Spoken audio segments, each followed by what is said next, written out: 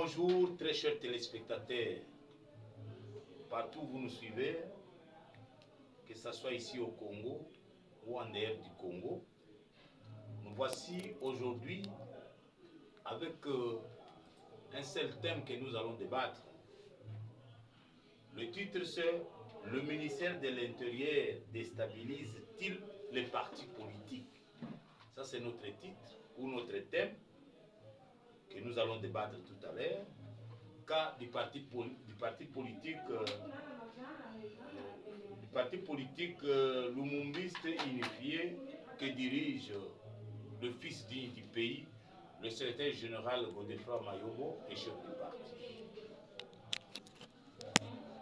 Je ne vais pas faire l'apologie de quoi que ce soit ici, mais je voudrais que Bissobanso Totikala sur des bases légales du parti politique.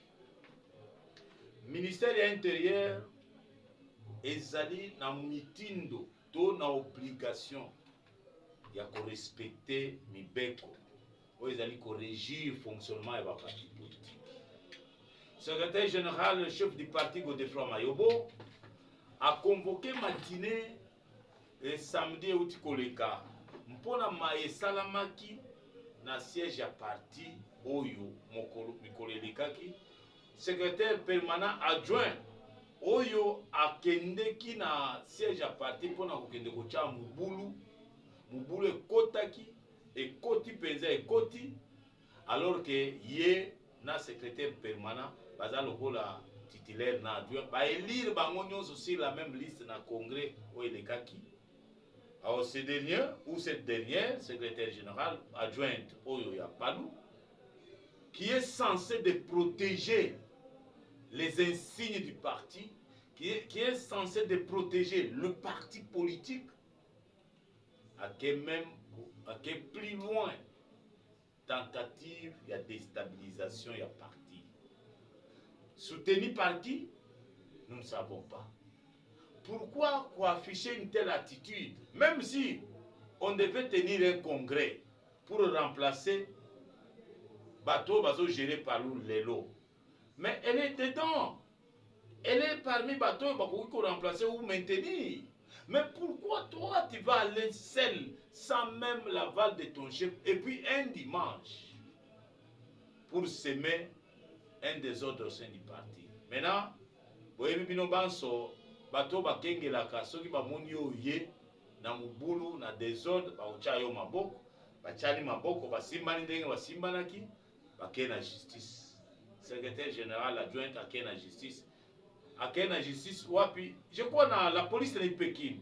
Mais à Pékin, l'officier oyo bakuti, mes chers frères bandeko, esengeli toto saka mibeko. L'officier tango bazotuna alobi non. Na Palou secrétaire général permanent ezande tel. O wana Mayobo toyebi ete. Toi tu es au PJ. Comment toi tu peux te mêler dans le fonctionnement des partis politiques que tu ne maîtrises pas? Ça c'est très grave. C'est très très grave. Maintenant, c'est pourquoi nous sommes venus alerter. Le secrétaire général, chef du parti Godefroid Mayobo, va nous parler de l'article 6 de la Constitution du 18 février 2006, tel que modifié à ce jour. Le secrétaire général et chef du parti, va nous parler également de la loi 04/0D du 15 mars 2004 sur le fonctionnement des partis politiques en République démocratique du Congo. Et dans cette loi, il va évoquer les articles 2, 4, 5, 7, 15, 16, 17, 33, 35. Enfin, il va parler du Palou, le parti politique où il gère, ce parti politique où ils allaient na enregistrement, arrêté d'enregistrement du Palou, c'est le numéro 91-252 du 21 mars 1991. Wana arrêté d'enregistrement ya Palou.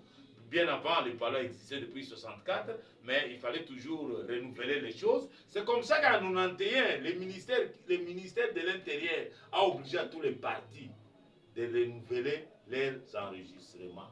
Donc, renouveler depuis, le numéro renouvelé c'est 91/252 du 21 mars 1991. C'est en même temps l'octroi de la personnalité juridique. Le secrétaire général va nous parler également, parce que après, vous devez savoir qu'il y a eu des frondeurs. Les gens qui se sont donnés qui se sont plutôt livrés dans de mauvaises habitudes à pouvoir mietter les partis politiques importants comme d'autres partis. Alors, c'était aussi les cas avec les partis politiques Lumumbi signifiait que certains frondeurs voulaient faire la même chose, voulaient tenter les mêmes exploits. Alors, je vous dis que le dossier était allé à la justice. C'est comme ça qu'au niveau des conseils d'État, il y a eu l'arrêt du conseil d'État, on appelle RORA 035 du mai 2022, publié même dans le journal officiel numéro 15 du 1er août 2022. Mais vous là, lorsque vous voulez créer la fronde au sein du Palu, vous voulez créer les désordres au sein du Palu, quel est le document que vous allez présenter à la justice? Est-ce que vous avez tous ces documents ici? Historiquement, nous connaissons les statuts du parti. Vous voulez connaître les statuts du Palu? Prenez les statuts et lisez. Historiquement, nous connaissons également le statut révisé et authentique du Palu que vous devez lire. Et enfin, le règlement intérieur révisé et authentifié. Ce sont ces documents ou ces bases légales que le Palu existe. Voilà pourquoi nous interpellons le ministère de l'Intérieur. Ministère de l'Intérieur, ce qui aux alliés la base, il y a déstabiliser ma parti politique comme l'a fait le régime passé. Là, vous êtes en train de prendre une mauvaise direction. Le Palu est une et indivisible, tout comme d'autres partis. Au qu'on divisait, il y a un le régime passé, il y en a divisé en parti politique parce qu'ils voulaient intégrer leurs étrangers. Ils voulaient faire en sorte que les étrangers intègrent le Congolais. Maintenant que c'est Banamboka de le ministère. Maintenant que le régime actuel est un régime à Banamboka. Pourquoi voulez-vous continuer dans la pratique où il y a le régime passé? Pourquoi? Alors je vous laisse suivre le secrétaire général chef du parti, Godefroy Mayobo, dans son adresse devant de milliers et des milliers de militantes et militants du Palu qui se sont réunis le samedi 11 octobre 2025. Suivez le secrétaire général et chef du parti, Godefroy Mayobo.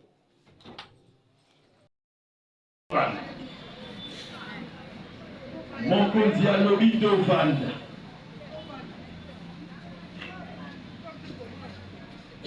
Toye pona matinée politique oyo tobengaki toinvitaki bino.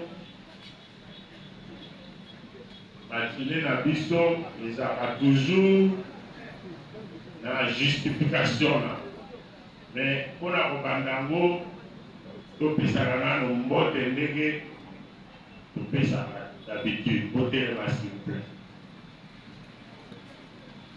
Pour le Congo, notre mère patrie, pour le Palu, notre cher et grand parti, le peuple, Nani Mokonzi, Lumumba, Congo,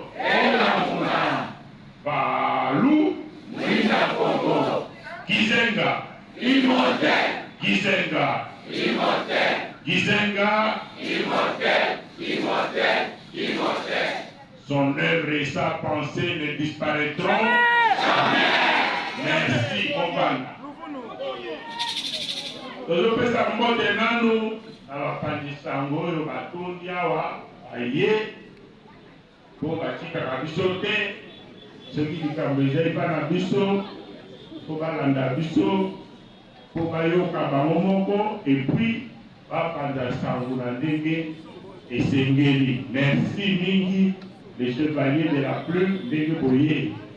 Les lobes, on s'en est fort, parce que, na autant la texte c'était, on l'obango na mutu, parce que, na lingo na français était, on l'obango na lingala, okomeka ozongisa ngo résumé yango na ndenge ya bien epengwa te ochange mécanicité comme ça opanza sango bien parce que ezali d'abord likambo ya kati ya ndako mais nsima nde eza na deuxième likambo oyo etali biso nyonso kongo mobilo na oyo etali likambo ya kati ya ndako bino moko bokoyoka bokolanda boyeba mpe ndenge ya koresume yango ya koyebisa baninga parceke mosusu akozwa yango ate kotransforme ke kuna pati wana ebebi makambo ebebi nono ebebi te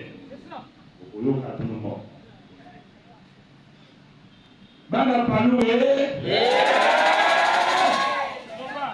voilà tobengisaki bino mpona makambo mibale ya liboso oyo ezoleka na parti na biso oyebi ke soki likambo ezali toza na obligation esengeli toyebisa bino biso moko boyokaka na minoko ya bato te me biso moko toyebisa bino parceke eza likambo na bino oyokaki kala mingi te awa ekomaki babundi bazoswana crise nini na nini yango wana nabengi bino mpona yebisa bino likambo yango eza nini. Deuxièmement, le 5 octobre 1925 chef na biso oyo tolelaka ye nyonso abotamaki na manzo oyo asali mpona Congo na mokili mobimba bato ya Congo soki anniversaire ya 100 ans mbula 100 ekoki ya mbotama na bango basalaka baceremonie oyo babengaka centenaire. Donc deuxième chose tokoloba makambo ya centenaire ya patriarche Antoine Gizenga. Le 2 juillet tosalaki tolobaki oyo ya oyo mosusu premier président d'honneur na biso Patrice Emery Lumumba po bango mibale babotamaki na 1925 ye na le 2 juillet oyo na le 5 octobre. Donc eza mbula moko ya centenaire ya bafondateur na biso tosalaki na oyo ya Lumumba wana même l'état azwaki yango oyo ya biso tokoexplike normalement l'état il faut azwa yango mais bon toza nano na mboka moko ezotambola boyeboye ekoya mais soki tosali yango te jamais ekoya donc il faut tobanda yango. Merci. Na oyo ya liboso boyokaki ke baninga mosusu basali badéclaration balobi crise ezali na parti il faut bato balongwa bamosusu bakota soki ndenge nini toyebi te. Nakoexplike bino boye makasi ya parti na biso ezali na base mibale. Base ya liboso ezali mibeko ya mboka constitution. Constitution na article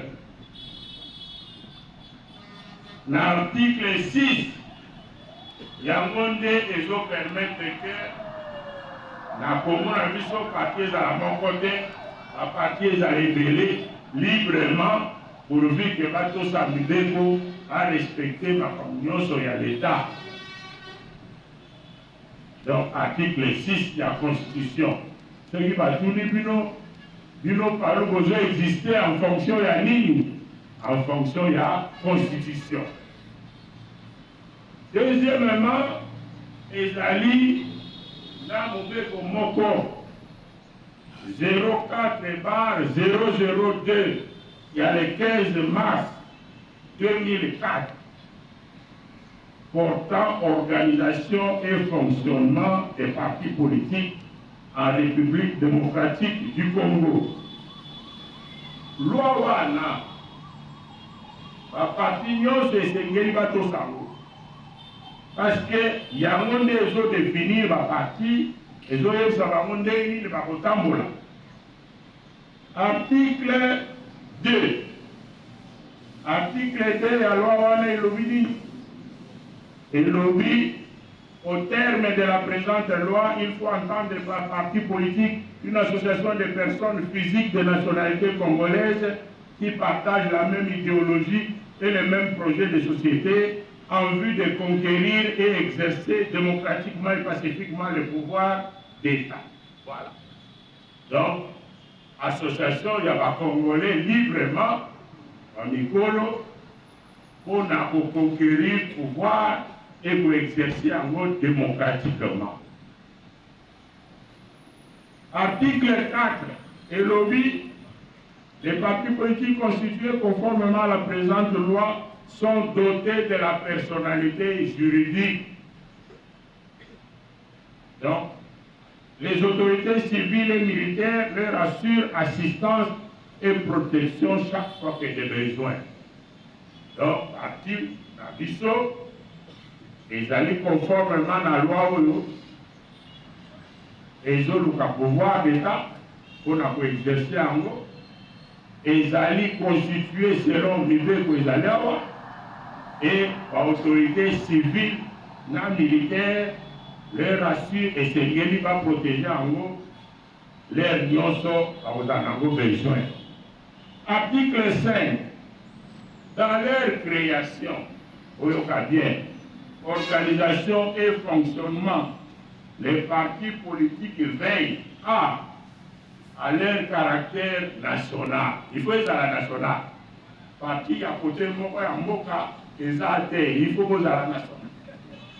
Ne peuvent ni s'identifier à une famille, à un clan, à une tribu, à une ethnie, à une province, à un sous-ensemble du pays, à une race, à une religion, à une langue. Au parti à Congo, au parti à Bachouaï, exacté. À Congo, il faut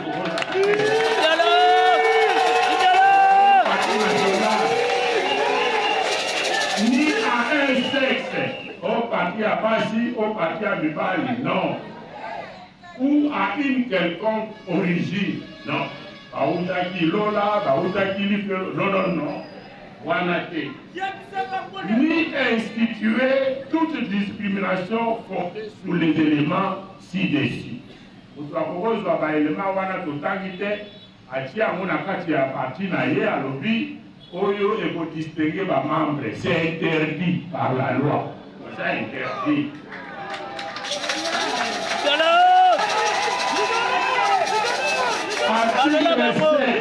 Article 7.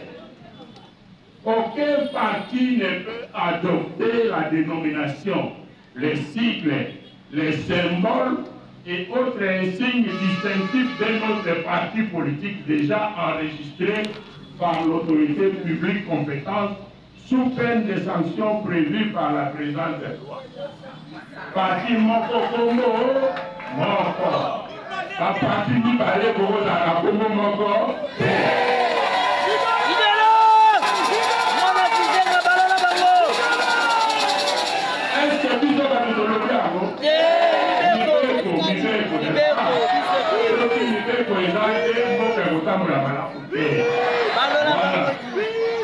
Article 15.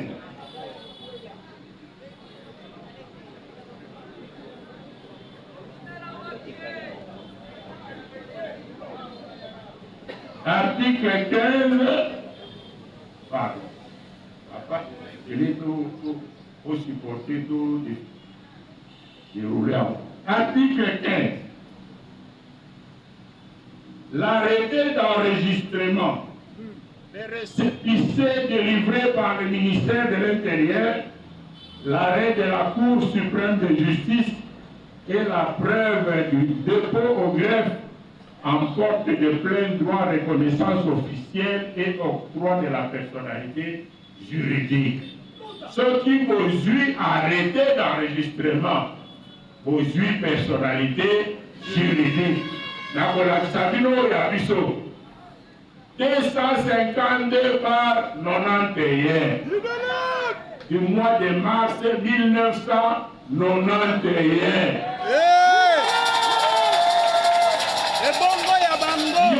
Yo ekokota na parti na 2015. Yo ekomi ya yo. Est-ce que c'est possible? Non. Aujourd'hui, Congo ya Balou, au Télambi na yo. Est-ce que c'est possible? Non.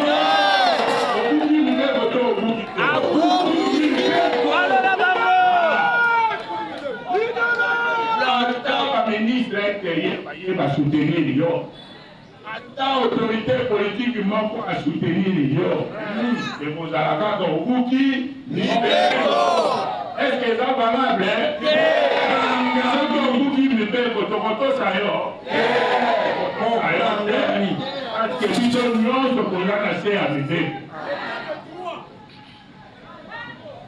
Article 16.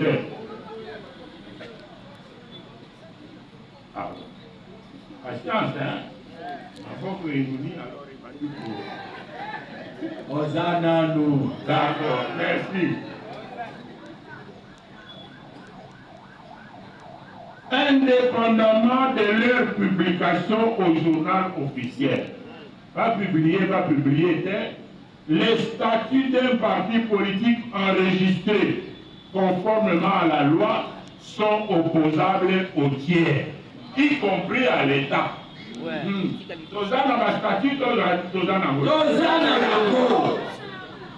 Authentifié ministère et la justice. Nous avons pouvoir authentifier le statut Ezali et le statut Ezali opposable aux tiers. Na Ezali parti na biso oyo lobami kuna na kati yo mutu alibanda kokobuka yango biso moko pe soki olingi otambola na nzela na kati na palu il faut landa bastatu wana soki ozolanda bastatu wana te c'est opposable à toi aussi eza valable te makambo yo ozosala tokokondima yango te loi endimi yango te oyoki Article 33 na 35 ils ont renforcé les sous personnalité na biso ils ont le baba parti au bakendeki na dialogue intercongolais oyo zwaki personnalité na baloi oyo ezalaki liboso eza valable neti biso toza bato ya sika te tobotami na 1964 mais na nsima ya nungunungu na mboka desordre dictature ekoti babebisi makambo ezongaki na ordre balobi mutu na mutu arégularize dossier na ye aya kozwa personnalité juridique na ye na arrêté d'enregistrement natangeli bino ya biso bino nyonso oyoki 252 91-252 ya mars 1991 mais biso tobotami na 1964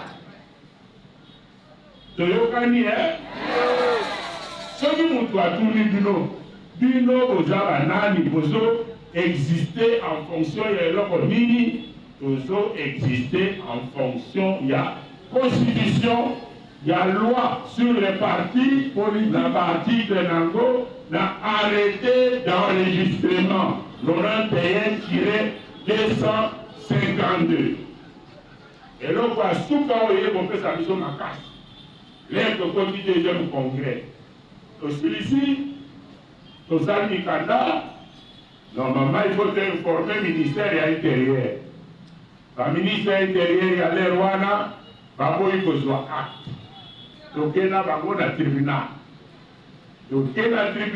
tobandi tosali appel ti tokomi na suka La tribunal est à la Makambouana, c'est-à-dire Conseil d'État. En mai 2022, Conseil d'État a eu Rora 037. Pour la Kati, à l'Obi, parti le Mombiste, unité. Mokoka. Siège naïe, 105 boulevard, Lumumba. Secrétaire général, chef du parti naïe, Godefroy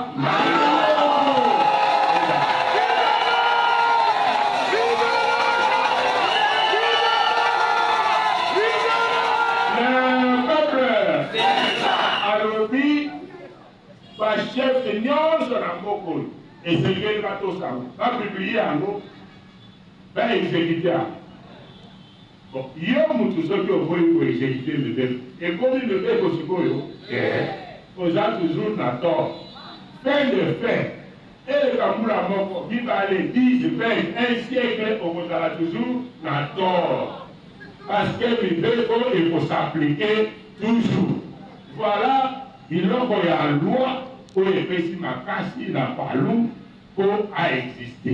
Alors na kati sikoyo wana par rapport à l'extérieur biso moko na kati bastatut na biso na règlement parce que loi ya baparti elobi les partis fonctionnent conformément bazolanda mibeko oyo et puis conformément na bastatut na bango na organe na bango ndenge baza organise na kati wana loi mutu alo bastatut na biso elobi baorgane na biso ezali congrès bureau politique comité exécutif na CNDJ na BURES na ligue des femmes na ligue des jeunes na niveau national na niveau ya base toza na ba coordonnateur ya ba province toza na ba province toza na ba section toza na ba série nakosi eza bongo te ezokokosae mikanda yango tokokotanga donc tokotosa mikanda na kati kuna batia histoire na biso moyen kochange yango tokutami le 22 août 1964 tovivre boye ti tovi kokoma na moi ya lelo nyonso oyo bazosala biso oyo bayiba kombo oyo babouge biso eske kosala biso eloko kochange eloko te parceke ezali na nzela ya mibeko te eza na nzela mibeko te ekochange biso eloko moko te tozali kaka tokokute te tozali tobakisi règlement intérieur ndenge tokotambola tokoaplike statut wana règlement intérieur na biso na statut na historique wana nde mikanda evandisi na kati en interne evandisi basi donc na libanda libeko na kati statut na règlement intérieur na historique na biso. Alors mikolo oyo boyokaki makambo nini olobaki que na deuxième congrès olobaki na kati ya statut secrétaire général chef du parti na secrétaire général adjoint sont votés sur la même liste mort donc bazali ensemble nete président na vice-président ya États-Unis mandat na bango ezali ensemble. Ensuite, ils sont élus pour 4 ans, pour un mandat de 4 ans. Akamwana ebendi mindono na mitwa batusu. Ba camarades, il faut boyeba bien. Différence ezali entre mandat na fonction.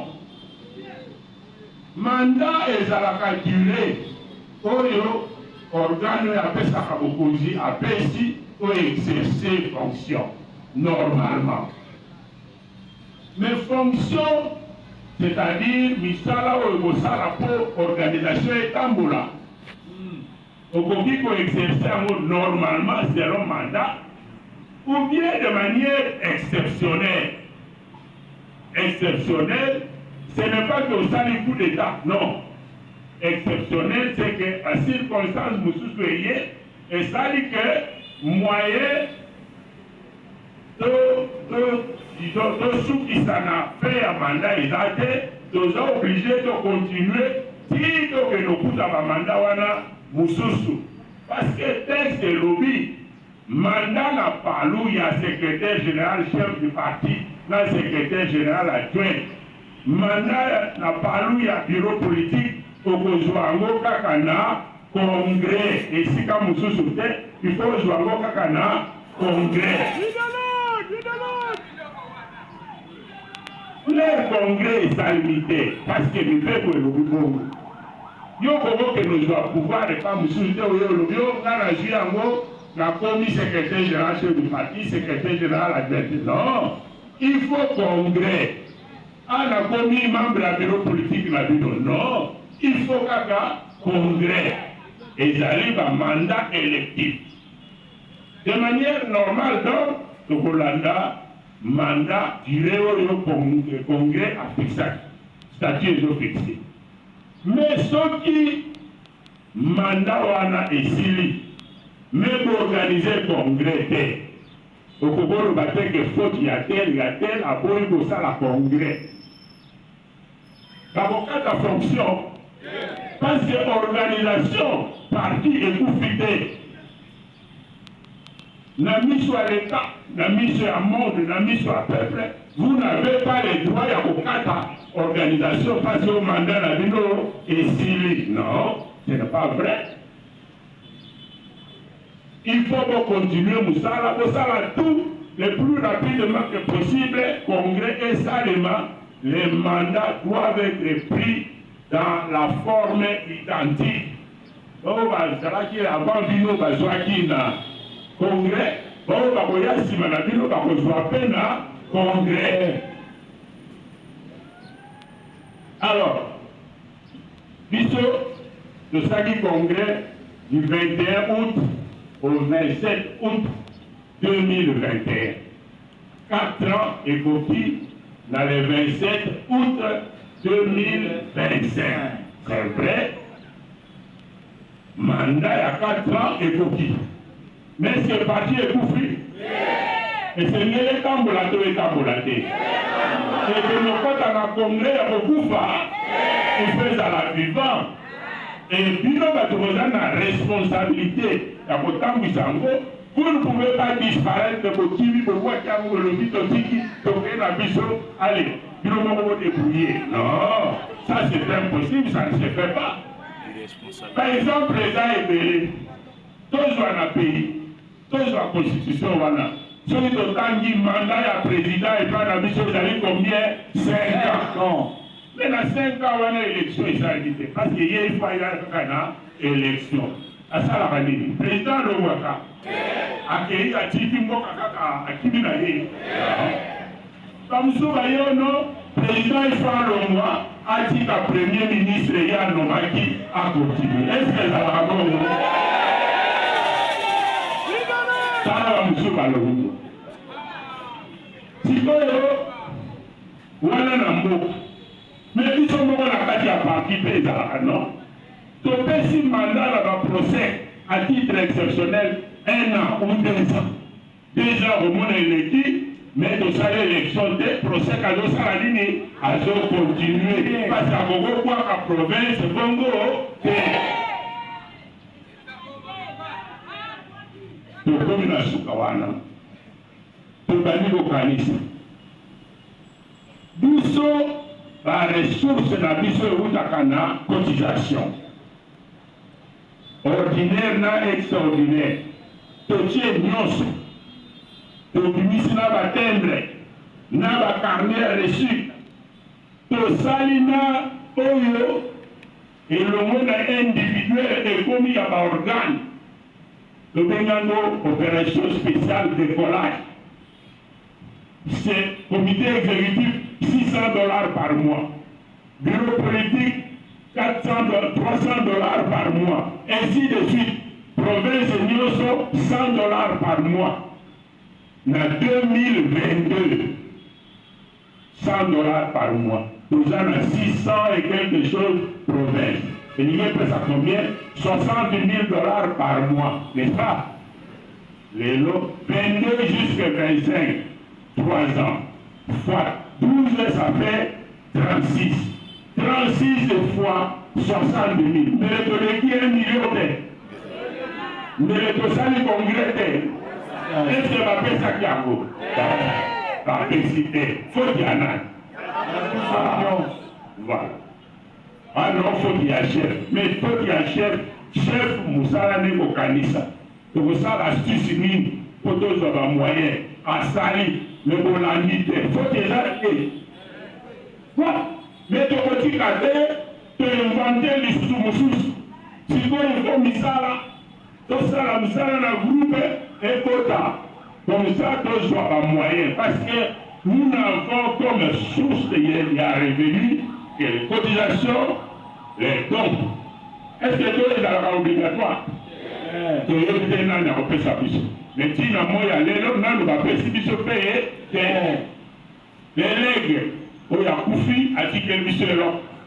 Si nous avons allé, nous avons Koufi, à qui quel monsieur est là. Et nous avons subvention à l'État, loi n'a pas demandé, ça va partir moyen par l'État. Et résultat, il y a activité productive. Voilà pour la vision. Nous sommes un président de l'Europe. Toujours le cas. Nous n'avons pas moyen pour tout ça et ça congrès. Non. Nous sommes valorisés. Non, crise est potable. Crise, la crise, c'est un événement brusque qui arrive et qui met en danger fonctionnement à partie, survie à partie, il y a organisation en fait. Hein? Est-ce que la mission est un événement et empêcher la province de fonctionner? Section de fonctionner, comité exécutif de fonctionner. Alors non, il y a une crise. Crise à moi, oui, nous devons créer crise.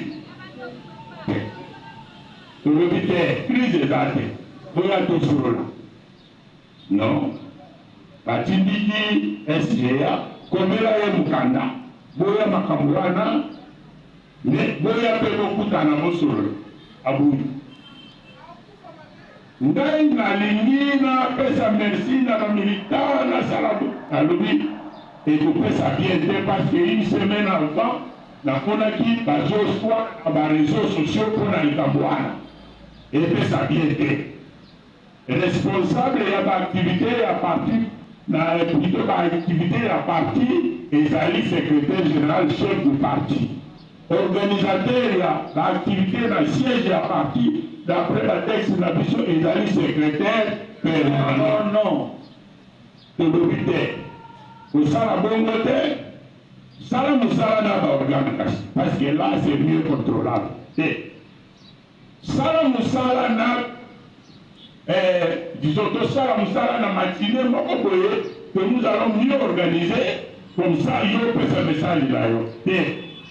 La Moussala a quand asali aye na ndenge na ye abengi bato na ye nayoki nga nazalaki na ndako nazoplonge bana classe mpona ya polytechnique kale nazokisa bapoin alors nayoka ono bitumba ebimi kuna desordre ebimi na 10h 11h dimanche activité ezalaka awa te na baselule dimanche ezalaka na baselule biso nga nayoki bongo nafungoli télévision nakwei na télé 50 na 13h na télé 50 bazoloba secrétaire général adjoint ya palo alingi akende na siège na bango balukaki baboma ye par secrétaire général chef du parti atindi bato bakende koma ye parce que ye alingi akende kopesa rapport sur congrès ya union sacrée.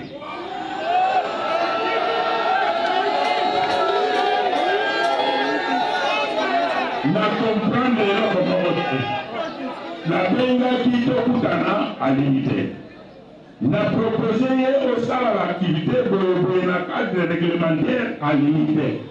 Bon, à qui le salaire comme on a la évité, il faut tout naïe à Salimini, il comme on dit les non.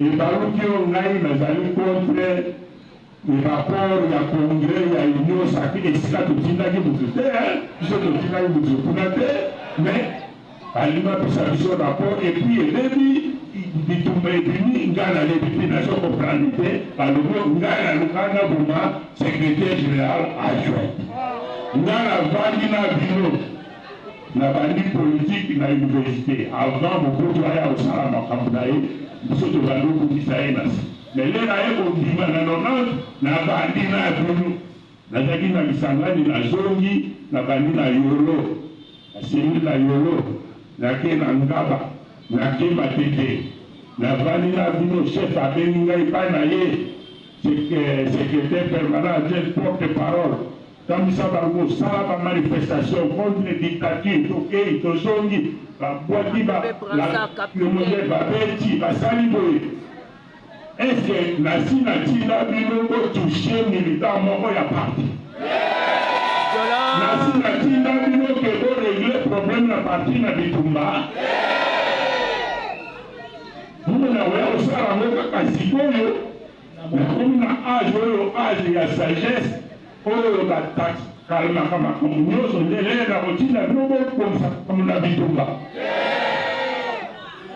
epuis moto yango nakende kobimisa mpe oyo batikela ngai epai ya bato bakufa papa na mama batikelaki ngai bango vandala bango baleki na yo eside natinda bato bakende koma bango esi c'est normal dimanche nalandi bongo lundi invitation ya OPG ye boko yao mayo boko de fois wapi na ite natindi avocat qui monsieur le PJ, vous avez invité le secrétaire général chef du parti du Palou ou de Franc-Maillot. OPJ, sans retenue, sans cause, pour se contrôler. Alors oui, c'est qui?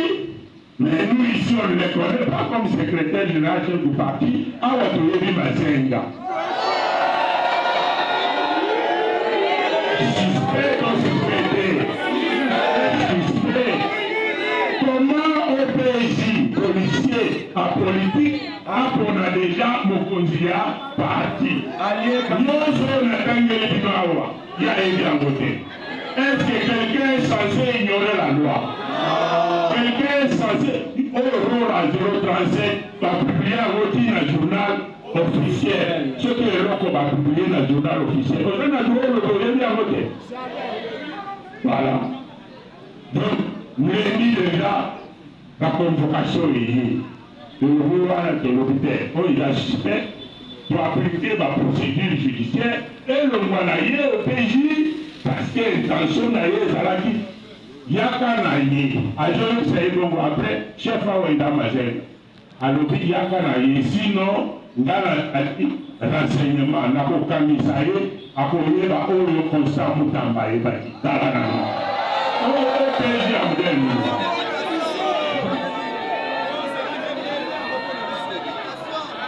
finalement le leader est de la parquet.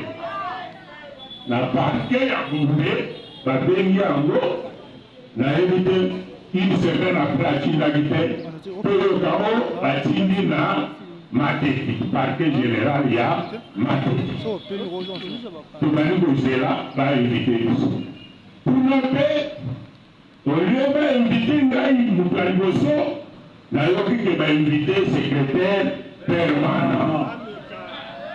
À Kékouna, mais retenu les athées dans le pays.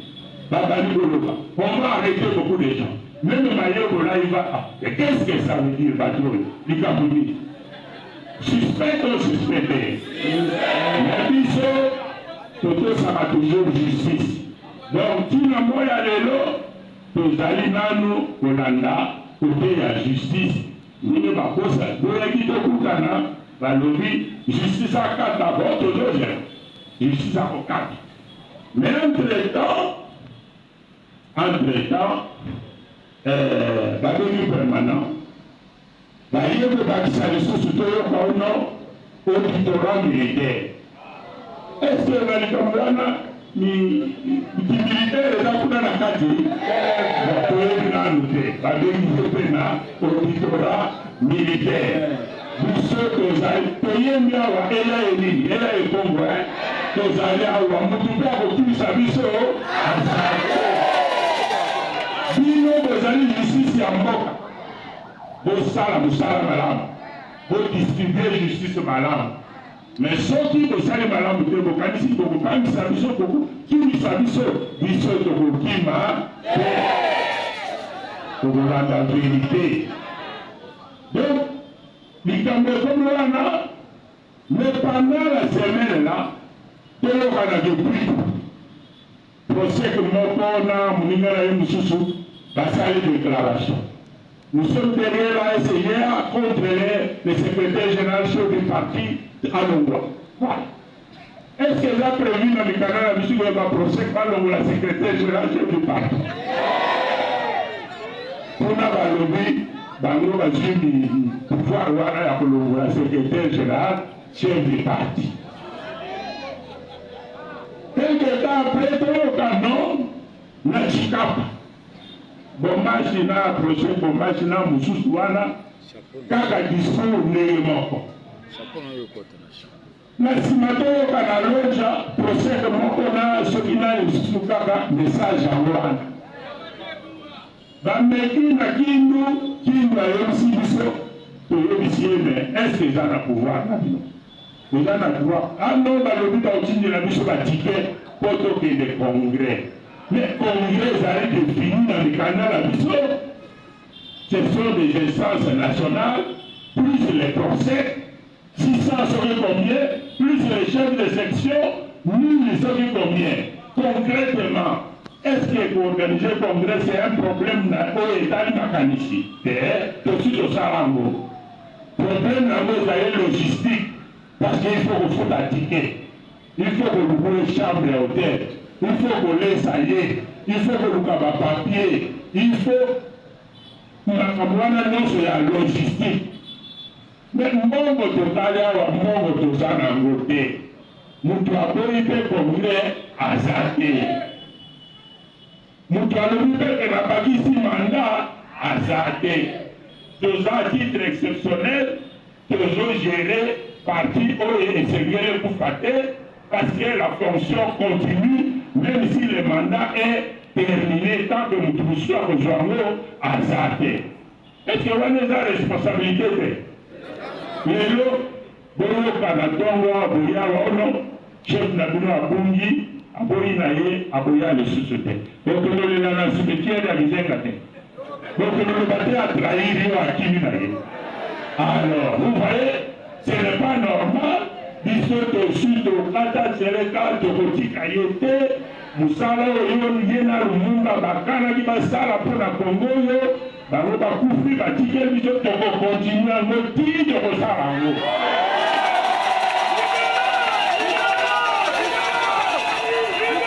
Voilà problème oyo toza nango tokobenda milai mingi te tokoki kokotisa koswana na kati ya famille me makambo eleki ndenge wana balobi crise ezali. Alors là tout la bino nyonso awa ete crise ezali parce que tomoni eloko moko ekoempêche parti na biso efonctionne ezate.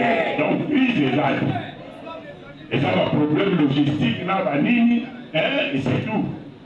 Crise ezali sikoyo bake kotia makambo na justice babloke biso parce que dans l'état de droit, ceux qui justice à tout le campo, vous êtes obligés à poser là, s'il y a 4 à campo, avant que vous soyez à la camouche. Et puis c'est votre bruit, le ministre Meki pour intervenir et s'imiter.